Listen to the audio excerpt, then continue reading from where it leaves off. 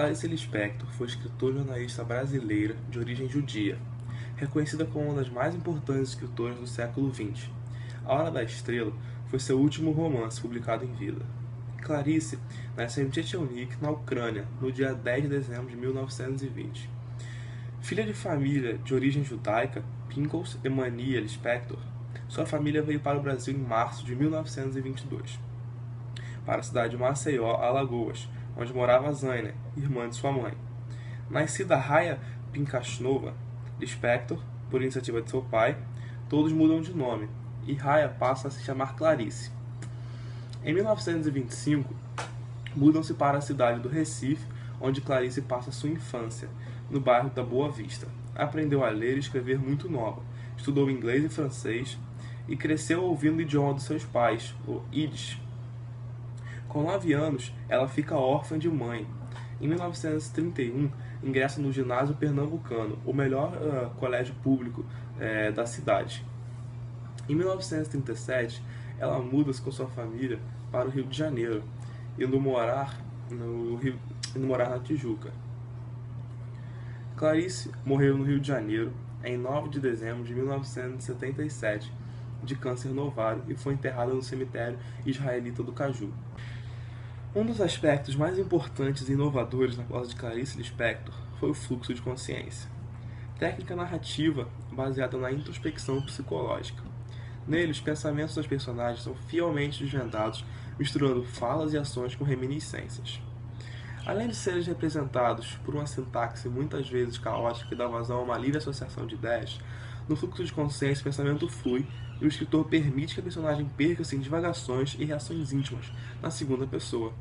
Além do fluxo de consciência, na obra Clarice Lispector também pode ser encontrado um processo epifânico. O termo epifania possui uma conotação religiosa e consiste em uma manifestação divina ou aparecimento de algo revelador. Na obra de Clarice, a epifania pode ser desencadeada por um fato corriqueiro, como um beijo, um olhar, uma visão ou até mesmo uma brusca freada de ônibus.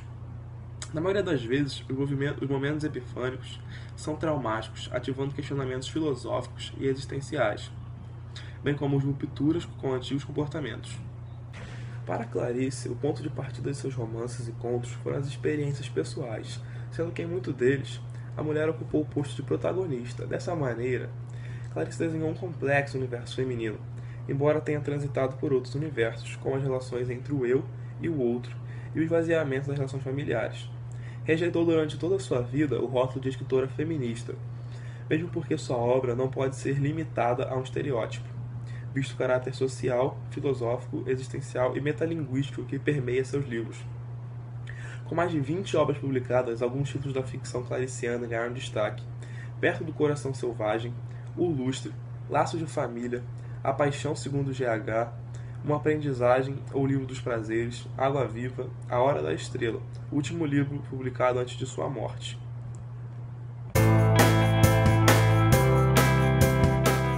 Aqui são colocados 2 problemas que parecem ser responsáveis por grande parte das angústias, desequilíbrios mentais e crimes da atualidade: o dinheiro e a falta de comunicação dentro do próprio lar.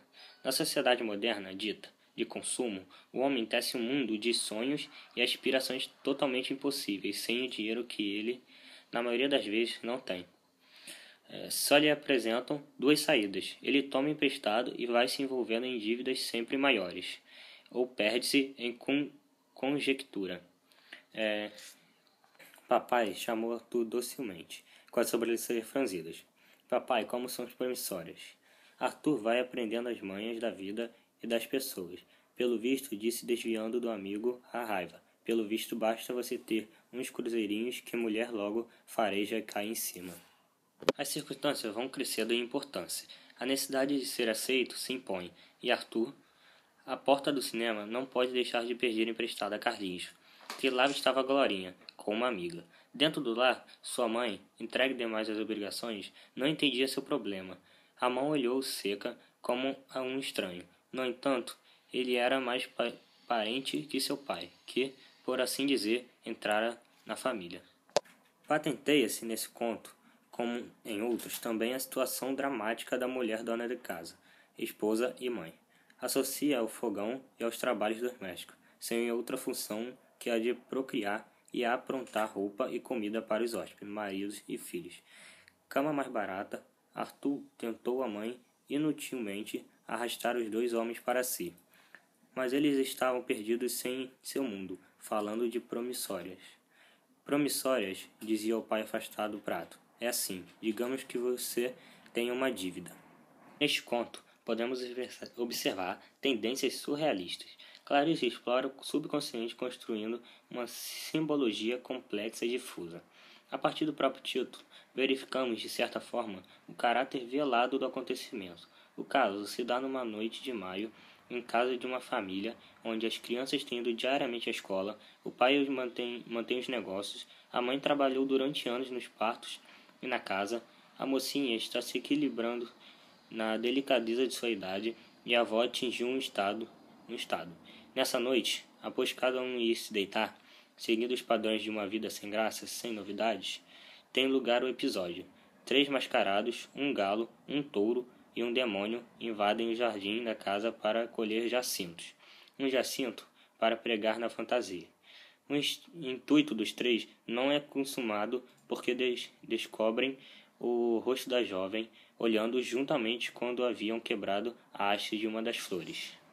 Nenhum dos 4 saberia quem era o castigo do outro. Os jacintos, cada vez mais brancos na escuridão, paralisados, eles se olhavam. Um galo, um touro, um demônio e um rosto de moça haviam desatado a maravilha do jardim. Algo aconteceu entre estas 4 criaturas, algo que as perturbou profundamente, algo que quebrou a rotina maçadora de suas vidas comuns. No jardim, por instantes, os 4 se fixaram, e algum mistério de não sei onde se fez ou desfez. No entanto, era um toque perigoso para as 4 imagens. Pressentindo o perigo, os 3 mascarados fogem e a moça grita. A família volta sua atenção e cuidados para a mocinha, cuja única expressão foi o grito. Entre seus cabelos aparecia um fio branco, e por instantes a família se preocupa com o fato. De alguma forma, esse acontecimento os toca e eles se tornam inquietos e atentos. A mocinha já não vivia para escutar, e tudo volta ao de sempre. A avó já sempre pronta a se ofender, pai e mãe fatigados e as crianças insuportáveis. Tal como nos contos Laços de Família e Amor, onde a freada do táxi e a arrancada do bonde representam momentos da tomada de consciência, aqui, em Um Mistério de São Cristóvão, o momento crucial se dá quando há o grito da moça, sinal de uma dor e de um espanto que se sucedem à experiência mágica que interrompe o fluir monótono dos dias sem sentido. O crime do professor de matemática. Este é outro conto que apresenta uma personagem masculina no papel principal. Trata-se de um professor de matemática que encontra um cachorro morto numa esquina e resolve enterrá-lo, buscando com isso punir-se pelo fato de ter abandonado seu próprio cão em uma outra cidade. Após fazê-lo, o professor se sente livre e começa a pensar no seu cão. Assim, através de um monólogo de grande beleza e profundidade, Clarice vai deixando suas pinceladas da filosofia da vida. O cão pertencera desde filhotinho ao professor de matemática, e juntos haviam brincado e se entendido. No entanto, o que não permitiu a continuidade deste relacionamento foi uma exigência do cão. De si mesmo, exigias que fosse um cão, de mim, exigias que fosse um homem. O professor, incapaz de cumprir tal requisito, escolheu abandonar o cão e com ele a preocupação de procurar satisfazer a exigência. Abandona-o com alívio. Com alívio sim, pois exigias com a incompreensão serena e simples de quem é um cão heróico, que eu fosse um homem. O monólogo prossegue e a lucidez do professor vai aumentando.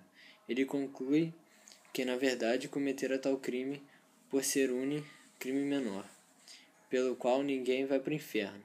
Ninguém poderia condená-lo por ter somente largado um certo cão à sua própria sorte.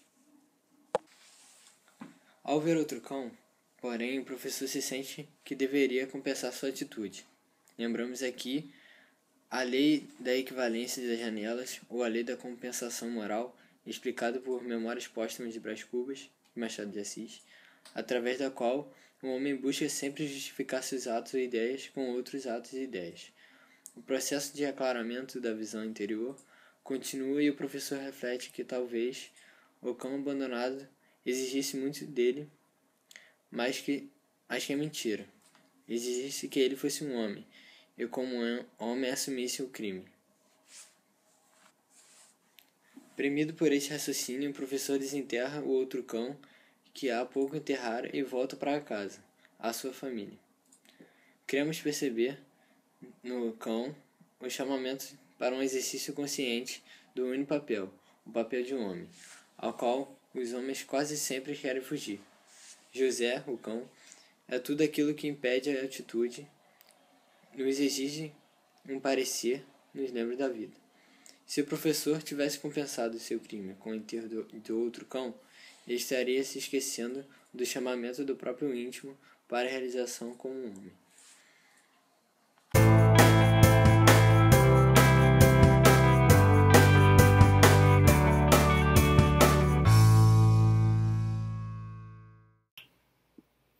Bom, a gente vai falar um pouquinho sobre um resumo dos livros e uma obra atual que se parece com a da Clarice Lispector.